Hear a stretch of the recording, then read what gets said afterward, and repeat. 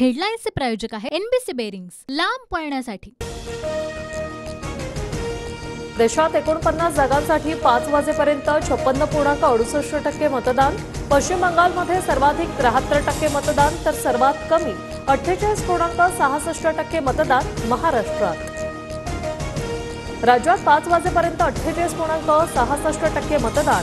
दिंडोरी सर्वाधिक 57.06% तर कल्याणमध्ये सर्वात कमी 41.70% मतदान। 6 वाजेपर्यंत मतदानासाठी आलेल्या सर्व मतदारांना टोकन वाटप। सर्वांचं मतदान होईपर्यंत मतदान घेणार निवडणूक आयोगाची माहिती।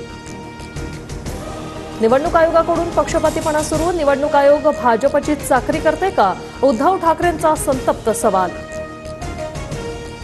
मागाठाण्यातल्या मतदान केंद्रावर मूलभूत सुविधा नसल्यानं भाजपचे उमेदवार पियुष गोयल संतापले। गैरसोयीमुळे मतदारांवर तासनतास तात्काळ उभं राहण्याची वेळ।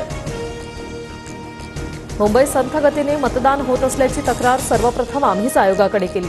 पराभव दिसत असल्यामुळे उद्धव ठाकरे यांनी रडगाणं सुरू केले। उपमुख्यमंत्री देवेंद्र फडणवीसांचा ठाकरेंवर हल्लाबोल। मुंबईतील मतदानाच्या आढाव्यासाठी ठाकरे कुटुंब रस्त्यावर। उद्धव ठाकरेंकडून माहीम तर आदित्य ठाकरेंनी वरळी परिसरात घेतला आढावा।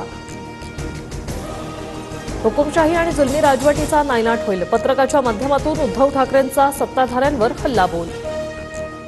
पवईमध्ये ईव्हीएम मशीन बंद असल्याने आदेश बांदेकर संतापले। मतदान संथ गतीने घेणं ही स्ट्रॅटेजी आहे का? आदेश बांदेकरांचा सवाल।